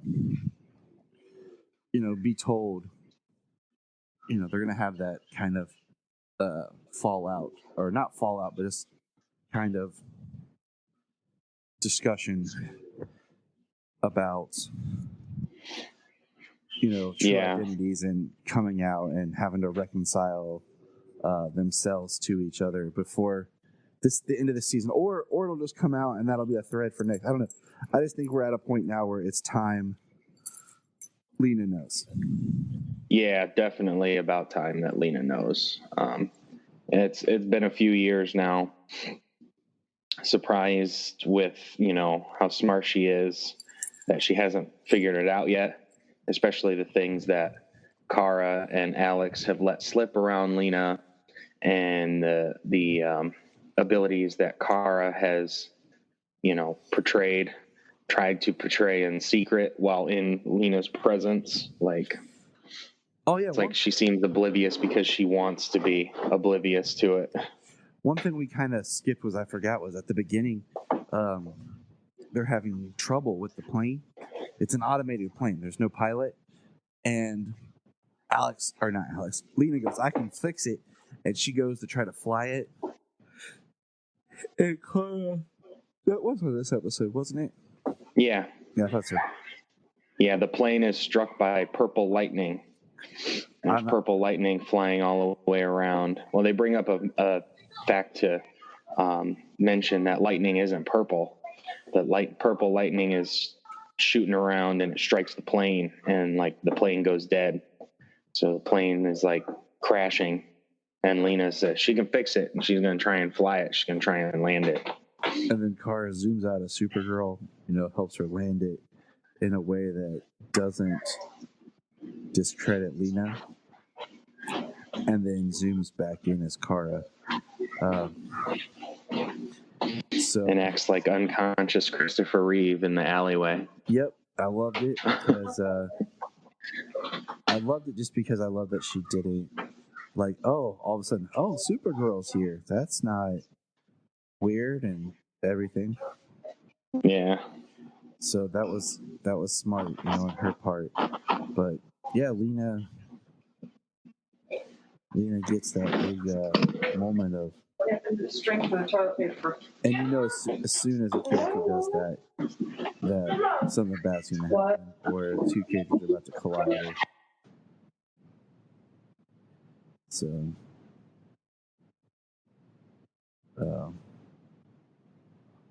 I feel for when it's gonna happen.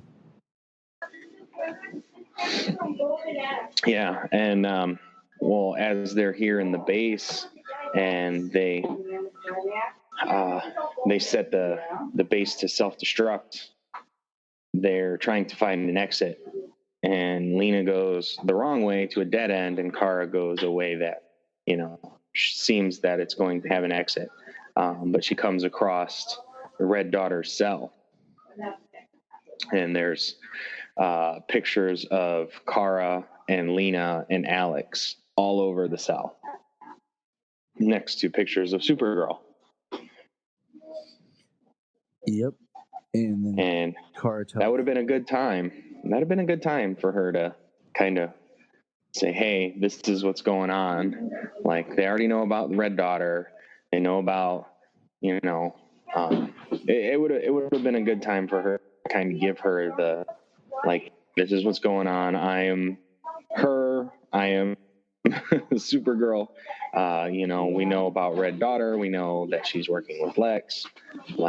And then show her he's planning some stuff because he's trying to sneak her in as Supergirl and as and as Kara. This is, they could come up with some sort of plan.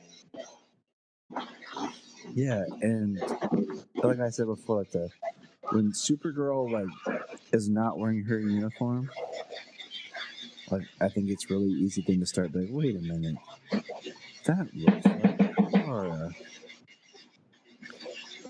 So it's very practical that Supergirl keep her suit on, and Kara keep her. Yeah, like the episode where she wears the cloak. She covers up her Supergirl symbol so she's not this large this larger than life character, but she still just doesn't have the glasses on. Yeah, sometimes it looks like Kara. I mean, at that point, unless they're going with the good old trope that the glasses hypnotize you with Kryptonian power, you're pretty much like, oh, here I am. So, all right, so let's talk about this ending here. Kara has some evidence that she received the caffeine base that shows what Lex is doing. Okay? She goes to the president, presents him with the evidence. Yeah, evidence that Lex Luthor and Kasnia are going to invade America. And what do we discover, James? Well, they kind of throw a hood over Kara and, I'm assuming take her into custody or something. But, just throwing a hood over her randomly. Yeah, the president is working with Lex. Yes, he is. And, I mean, if you didn't already suspect it, the moment he puts that file in the drawer, yeah, he might as well have done the trope of just burning it right in front of her. Yeah, put it in the drawer. Have you told anybody else about this? Does anybody else know about this evidence? No, I nope. Go straight to you first. Yeah. All right. Well, lock her up.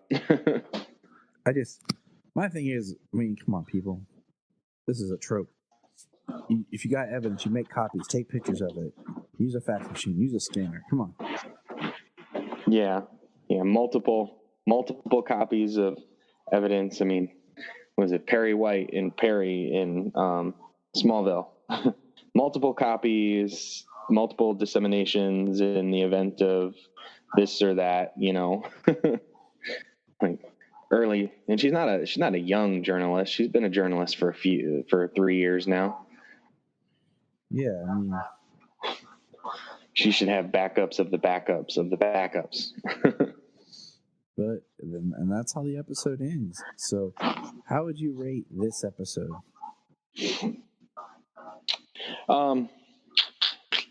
I would for some of the things, some a little bit of comedic moments there with Kara, the callback, the one moment that we didn't talk about when, with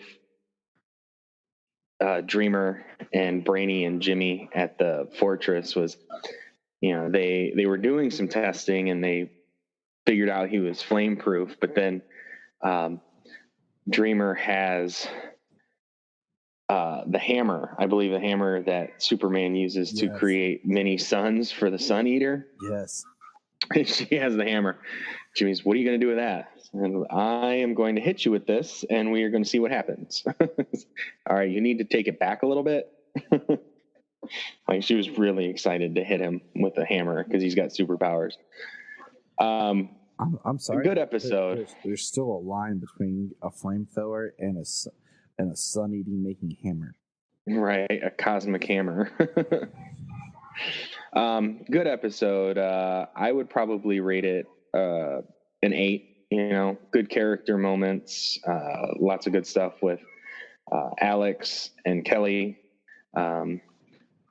Lena and Kara, Eve Tessmacher. It was kind of cool, seeing her have the powers and doing all this stuff, and like none of them still being the real her. So she's still out there doing stuff with Lex. And so, yeah, I give this episode an 8. I'm with you. I enjoyed it. I liked the character development of Lena. I liked that Alex got her own story that wasn't based on Kara, and we were able to move forward with Alex and herself. So I really look forward to more Alex dealing with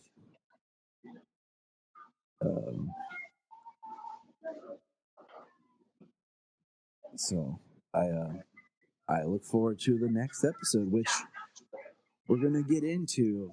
Are you ready, James, to take the next dive into the Red Daughter? Yes, the penultimate episode of season 4, Red Dawn. I like it, you know. Like, there's been some really clever titles this season. Yeah. Nobody yelled Wolverines in this, though. That would have been kind of funny.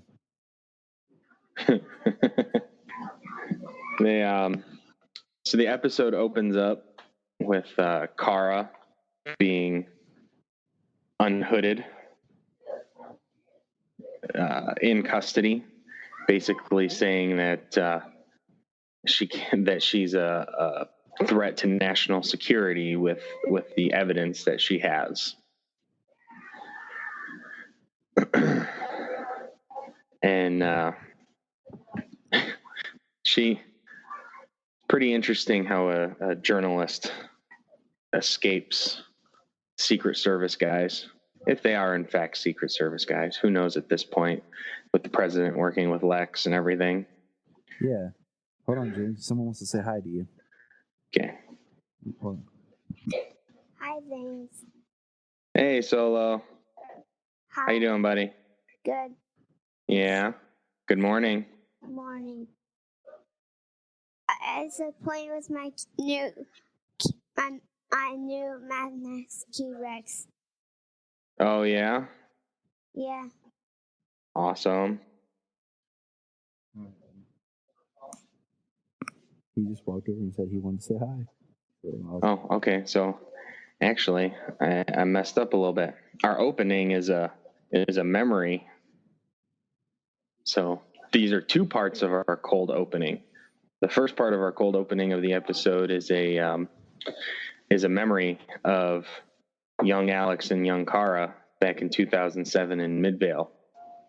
Which I thought was cool. Which I thought was really cool. Like a nice callback to that episode. Junia had pretty much forgotten about that episode. And everything. It's such a Smallville-esque episode. It's one of my favorites. So it is, and it's just a good episode, good time, good seeing more of when Kara and Alex really clicked. You know? Yeah. It's a dream, like a memory coming through. Alex wakes up from a dream, and she's still in the it looks like the hotel room with Kelly. So this takes place like immediately after. So it's kind of nice that nothing has, like, all this stuff kind of takes place at the same time. Continuity.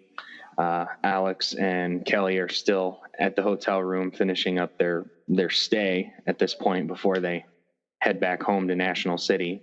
Well, and like we've talked about before, sometimes on these CW shows, the last 3 episodes will kind of just run right after another, like right, one large story kind of evolving instead of being broken up. So yeah, it is really nice. Well, especially seeing as later in this episode, there's kind of a big time issue when something happens. It leads to a pretty cool effect, which we'll get into when we talk about it, because I know a lot of people will be lost on it. I even heard DC TV Squadcast talking about it, and they recognized the scene from something, but certainly couldn't figure out where it came from. Yeah, just go ahead and talk about it. Okay, well, the issue at the time. So in this episode, Kara, and in this cold opening, she comes face to face with the Red Daughter and Kryptonite, which they have the Kryptonite on a chain, like Superman 1, like Superman the movie. So that's pretty interesting. But she comes face to face with Red Daughter. So in this episode, she ends up fighting Red Daughter, which is pretty cool how they use the spacesuit kind of a thing to separate them. So that way it doesn't seem like they have to do double shooting of Melissa in both costumes, doing all the different stuff. Yep, it's a cheap way to save money, time. And, it is. As the audience, we know exactly who's who. Yeah. So during the fight, Supergirl says that, you know, you can't beat me. This fight's going nowhere. We have the same powers. And Red Daughter says that she has evolved, and Purple Lightning. We get Purple Lightning. So we find that she's the one who actually took down Lena's plane in the last episode. But she hits Supergirl and sends her flying into the sky. And then she shoots her with like a lightning blast. There's kind of like an explosion, and it goes from literally like daylight to nighttime in a single instance. But she goes crashing down into the woods. They're fighting, and Red Daughter is beating Supergirl. Go turn that down. I was friends. Turned up the TV in the bedroom like a little madman. Kids. So if you heard that in the background, it's TV from the other room. Knock these kids out. But Kara is getting beat down by the Red Daughter, and like these lightning blast hits from her fist, and she basically like kills Kara. The reason she leaves is with her super hearing, she hears her heart stop. So then the Red Daughter leaves, and Alex comes over. You know, you can't die. There's no sunlight. She can't heal. And then she says that there's sunlight in everything. There's sunlight in the grass, in the plants around. And they use an effect where like the sunlight is kind of like streaming across the ground out of the plants and everything into Kara, where she's collecting the solar energy from the plants around her. Well, that effect the effect is new, but the that ability or something comes from The Dark Knight Returns, when Superman is hit by a nuclear blast and he crashes back to Earth, and then he starts to drain all of the solar radiation from the plants all around him, and all of the plants start dying. You can see it in the book, and you can see it in the animated movie as well.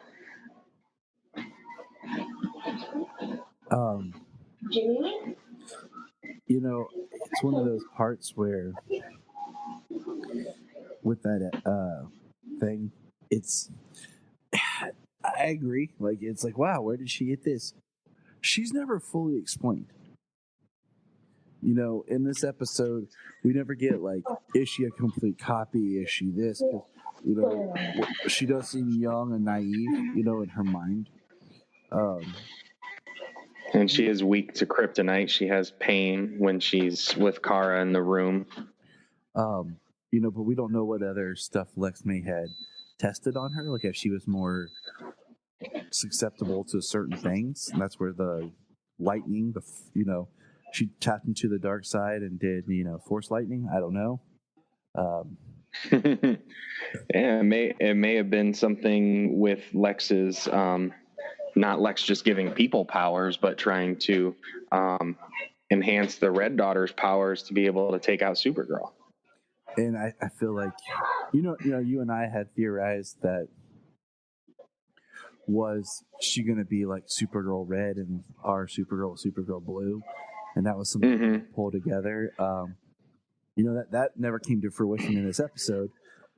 So it's one of those things that I'll go with, but at the same time, I'm kind of like, I feel like you're kind of shortening me a little bit here, because there should have been a little something more to this. Absolutely. Well, some of the, we've discussed throughout the season how some of this kind of felt filler here or there. They stretched out so much of the Children of Liberty and this government stuff. Like, they could have condensed some of that down. We kind of got it, but they kept pushing it and pushing it and pushing it. This event after this event after this event. It's all, all of the same stuff. We all know where it's going. It's the intolerance of aliens. The eventual stealing of their rights, and just constantly moving forward with that plot line. And then we see that it ties into Lex Luthor and stuff. I think they could have given more Red Daughter focus, developed her story more as more of a copy of Supergirl throughout the season, maybe with another episode, because she only got one real episode. Otherwise, the entire season she was only shown here and there, but she only got one real episode all the way up until this point, where she was a focus. And then after that, she was only in it still a few scenes here and there until this episode. Right. So for her being the cliffhanger ending of last season, they really did not give her any focus this season. No, they didn't. I almost would have preferred her not showing up this season.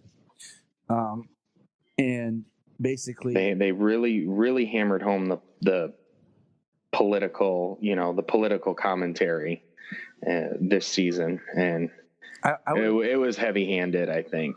In the overall grand scheme of the majority of the season here at the penultimate episode of the season. I would have preferred,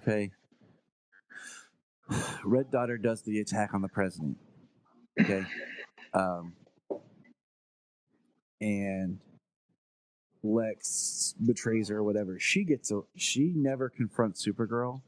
It's kind of in the background, and then she's kind of the outlying threat that presents itself for next season, where she could make her appearance or something like that. I feel like she is a character that I think could have gotten a lot more, or she comes out and it's kind of mysterious, Casnia has their own Supergirl. Right. Right. I mean, they relegated her to a plot device to make Lex the grand master of evil this season. She became a plot device instead of being a threat. And or even something to if it were to be like Supergirl Blue and Supergirl Red, she could have still been a threat and evil and then, come around, but she just became a plot device for a single episode of the show. Yeah, I mean, they could have made her she could have joined the Elite or something, and we could have had something unique there. I don't know. You and I could speculate all day. It's just, I feel like I said about the Elite, I feel like it got shorthanded. I feel like Red Daughter got shorthanded with this. Yeah, I mean, because with the Elite, Menagerie was pretty good. Hat was really good.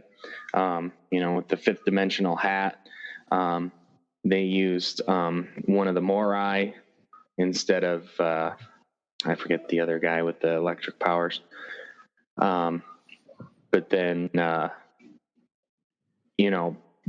Black Manchester Black, he was shortchanged this season. He was a good character. He was really good, but he certainly could have been more. He was great up until his last episode. Yeah. And then, so I think I think it's just more of the heavy-handed approach they used for all the political stuff. All this other stuff that could have been really good just kind of fell by the wayside and became plot devices to further the political agenda. Mm-hmm. And that was, I don't think that was particularly the right way to go as of the majority of the season. And they could have upped the entertainment value a little bit and less of the commentary. Yeah. But I mean, I watch these shows. I don't mind when there's backgrounds that kind of connect. and commentate, but I don't watch the shows to get a take on the world that I live in as much. Like right now, that's everywhere, and it's so heavy-handed. It's escapism. That's seriously what this season was a heavy-handed commentary on the world as it is right now. In this episode, also we get one of the things I think was the most interesting was Brainy gets rebooted, and probably the best scene of this actor's Brainiac career. He processes like the emotions. He talks about being connected to all of his ancestors, and he goes through a bunch of changes, and basically he starts screaming about who his ancestors were as collectors and destroyers, and what it is, and we see him go crazy, and basically it shuts down, for lack of a better term, the human part of his brain. And we get the cold, calculating Brainiac. Yeah.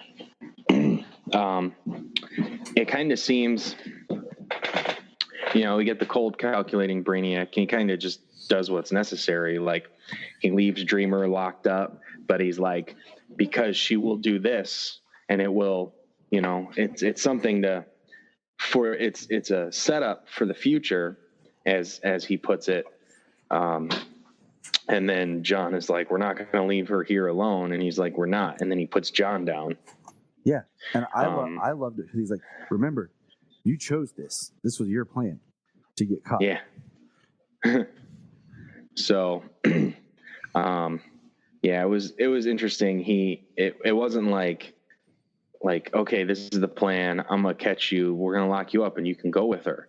You know what I mean? It's like he hits him with all these pressure points and puts him down and takes him into custody. So it's definitely a lot more cold than Brainy's been all season, trying to be emotional and learn human ways. I love when they make the comment about doing Star Wars, about Chewbacca. That was cool. Yeah. What do they call it? The Wookiee capture? Yeah. My joke was to myself, I was like, they're going to do Get Help from Thor Ragnarok. I am not doing Get Help. Get help. Come on out. Can I get help? My brother. Yeah. Let's see. This episode, we didn't get a lot of Jimmy. No, he's having some adverse reactions to the Harinel, though. It's causing him problems, and it's causing Lockwood problems. Lockwood losing hair. Lockwood's becoming Doomsday, but Lockwood's becoming Lockwood. But no, it makes sense for Lockwood and for Jimmy to both be having problems. Jimmy a little less, just because of, they went through experiments and trials, and Lockwood just took a very raw dose. Yeah. They just have to they have to kind of give it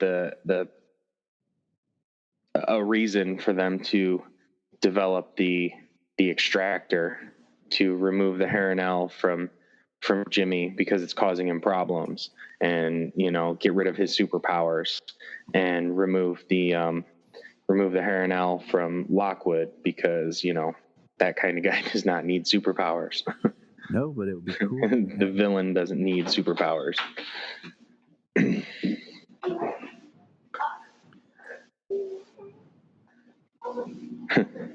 Oh, she calls it a Wookiee gambit.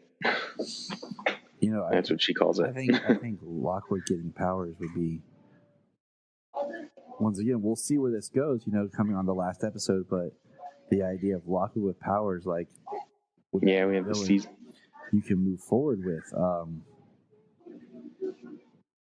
It's kind of interesting, just because now it's like, in one respect,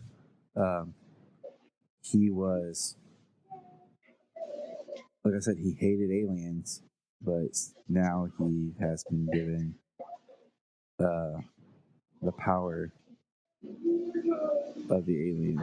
So I don't know. It's an interesting kind of dichotomy. Like, you become what you hate, and that's what he had to do to stop it.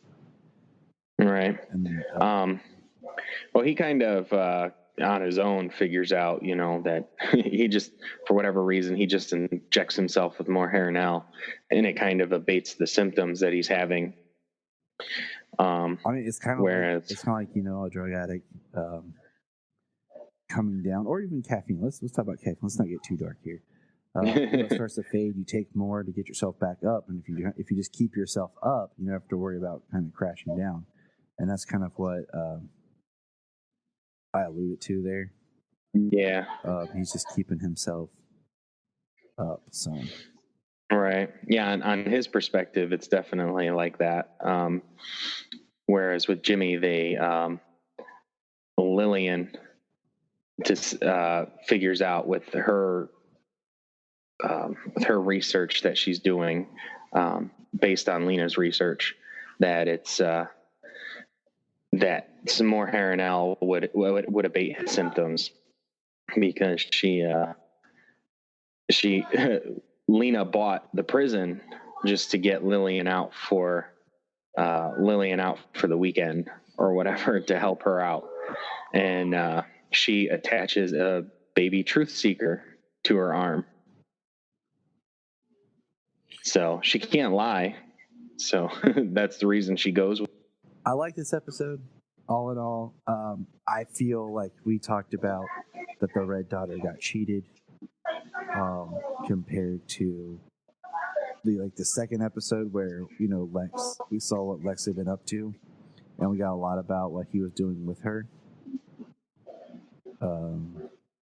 So I feel like she got cheated, and that's where I really feel sad for this. Yeah.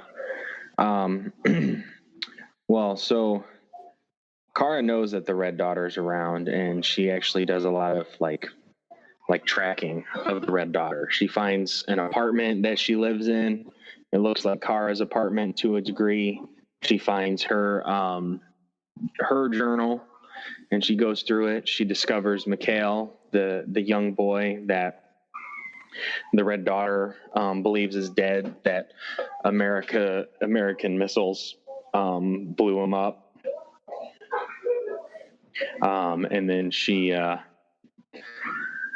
trying to keep her distance from Alex at this point, and we know that Alex is kind of like, Alex keeps having these reoccurring these reemerging memories of Kara basically being Supergirl, of Kara having powers, and so she's like tailing Kara. As she follows her, she gets to the apartment as well, and she gets a call that their mother Eliza is in trouble, and Supergirl goes, and Red Daughter is there dressed as Kara, glasses and everything. She doesn't do anything to their mother, but she pushes her away, and that's when the fight begins. Mortal Kombat. So she seems Red Daughter seems a little, at parts in this episode, she seems a little confused about who she is and what she wants. Like you said, kind of naive, kind of younger. But then, like, when the fighting starts and when it comes to Lex, like, she is like, she's almost wholeheartedly like believing in Lex, she, like Kara tells her, if you even look him up, if you do your research on Lex, you'll find that he fights for himself, that he's a criminal and he doesn't care about you and all this other stuff. So, like, she is definitely naive with, I don't know, maybe it's just that her only memory was Alex, and Lex kind of went along with that. So that's her first connection to her only memory. Yeah. That it kind of clouds what she thinks, but yeah, definitely naive when it comes to that. But what would you rate this episode then? Lots of pulls from different sources. We got, Superman, the movie. We got Dark Knight Returns, the Brainy moment, the Star Wars moment. So I give this episode's another 8. Yeah, I mean, I hate to be that person who just always says, yeah. But, yeah, I agree with you. I liked it. It had a lot of great moments, a lot of great character. I just feel like the Red Daughter is getting the short end of the stick. But oh, you know what?